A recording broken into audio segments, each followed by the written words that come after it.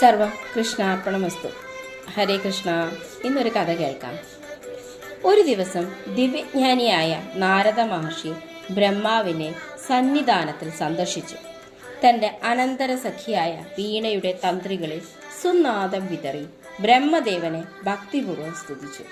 വിനയത്തോടെ നമസ്കരിച്ച് എഴുന്നേറ്റ ശേഷം അദ്ദേഹം ചോദിച്ചു, പ്രഭു, കാലചക്രത്തിൽ കലികാലം ഏറ്റവും ദുഷ്കരമായ ഘട്ടമാണ്. ഭക്തിഹീനരും ദുരാചാരികളുമായ മനുഷ്യരാണ് എല്ലായിടത്തും കാണുന്നത്. കലിയുഗത്തിൻ്റെ ദോഷം ഭൂമിയെ ദുഃഖഭൂമിയാക്കി മാറ്റുന്നു. ഈ ലോകത്തിൽ സഞ്ചരിക്കുന്ന എനിക്ക് ഈ കലിബാധയിൽ നിന്ന് എങ്ങനെ മോചനം നേടാം? ഇത് കേട്ട ബ്രഹ്മാവ് തൻ്റെ താമരാസനത്തിൽ നിന്ന് എഴുന്നേറ്റ് നാരദൻ്റെ അടുത്തേക്കെത്തി സ്നേഹപൂർവ്വം പറഞ്ഞു, വത്സ, കലിയുടെ പ്രഭാവത്തെക്കുറിച്ച് നിനക്കുമുണ്ടോ ആശങ്ക? നാരദ മറുപടി പറഞ്ഞു, അതേ പ്രഭു, ഞാൻ സത്യമായും ഭയപ്പെടുന്നു. ഭൂലോക സഞ്ചാരം പോലും ഉപേക്ഷിക്കേണ്ടി വരുമല്ലോ എന്ന് തോന്നുന്നു. എങ്കിലും കലി ഇവിടെയും ബാധിക്കാതിരിക്കണമല്ലോ. ബ്രഹ്മദേവൻ പുഞ്ചിരി തൂക്കിക്കൊണ്ട് പറഞ്ഞു, നാരദ, നീ സാധാരണയായി പല ചോദ്യങ്ങളുമായി വരാറുണ്ട്. പക്ഷെ ഇന്നത്തെ ചോദ്യം എനിക്ക് വളരെയേറെ പ്രിയപ്പെട്ടതാണ്. കലിദോഷം അകറ്റാൻ ഒരേ ഒരു മാർഗം മാത്രമേ ഉള്ളൂ. ആകാംക്ഷയോടെ നാരദൻ ചോദിച്ചു, പ്രഭു, അതെന്താണ്? ബ്രഹ്മദേവൻ മറുപടി നൽകി, ആദിനാരായണന്റെ ദിവ്യനാമങ്ങളുടെ ജപമാണ് കലിദോഷ നിവാരണത്തിന് ഏറ്റവും ഉത്തമമായ ഔഷധവും ഏകമാർഗവും. ഇത് കേട്ട നാരദന് ചെറിയൊരു സംശയം തോന്നി. ഭഗവാന്റെ അനവധി നാമങ്ങൾ എല്ലാം തന്നെ പവിത്രവും. അവയിൽ ഏതാണ് പ്രത്യേകമായി ജപിക്കേണ്ടത് എന്ന് ദയവായി വ്യക്തമാക്കാമോ?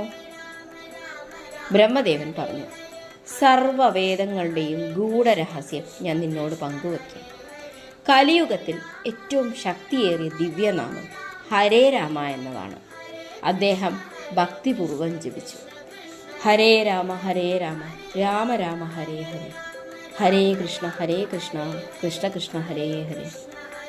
ആ നാദം കേട്ട നാരദമുനി വീണ മീട്ടി അതേ നാമം ഭക്തിപൂർവ്വം പാടി. തുടർന്ന് ബ്രഹ്മാവ് വിശദീകരിച്ചു, ഈ മന്ത്രത്തിൽ 16 ദിവ്യനാമങ്ങൾ അടങ്ങിയിരിക്കുന്നു. കലി അകറ്റാൻ ഇതിലും ശക്തമായ മാർഗം വേദശാസ്ത്രങ്ങളിൽ പോലും ലഭ്യമല്ല. ഈ നാമസങ്കീർത്തനത്തിലൂടെ ജീവന്റെ മേലുള്ള മായയുടെ ആവരണം നീങ്ങി പരബ്രഹ്മത്തിൻ്റെ സത്യസ്വരൂപം തെളിയും. മേഘങ്ങൾ മാറിയാൽ സൂര്യൻ കൂടുതൽ പ്രകാശിക്കുന്നത് പോലെ. ഇത് കേട്ട നാരദന് വീണ്ടും ഒരു സംശയമുയർന്നു, പ്രഭു, ഈ നാമം ജപിക്കാൻ പ്രത്യേക നിയമങ്ങൾ വല്ലതുമുണ്ടോ? ബ്രഹ്മദേവൻ മറുപടി നൽകി, ഇതിന് പ്രത്യേകമായി യാതൊരു വിധിയും ആവശ്യമില്ല. ശുദ്ധമായാലും അശുദ്ധമായാലും ഏതവസ്ഥയിലും ഈ നാമം ജപിക്കാം. ഇത് ജപിക്കുന്നവന് കലിദോഷം നശിക്കുന്നതിനോടൊപ്പം സാലോക്യം, സാമീപ്യം, സാരൂപ്യം, സായുജ്യം എന്നീ 4 വിധ മുക്തികളും ലഭിക്കും.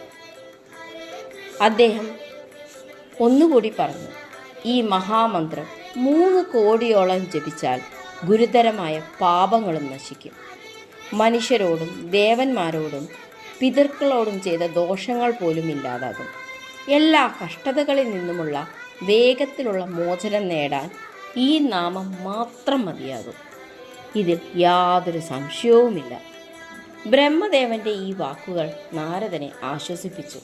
അദ്ദേഹം വിനയത്തോടെ പ്രണാമം അർപ്പിച്ച് വീണയുമായി ആ ദിവ്യനാമം പാടി ആകാശമാർഗത്തിലൂടെ യാത്ര തുടർന്നു.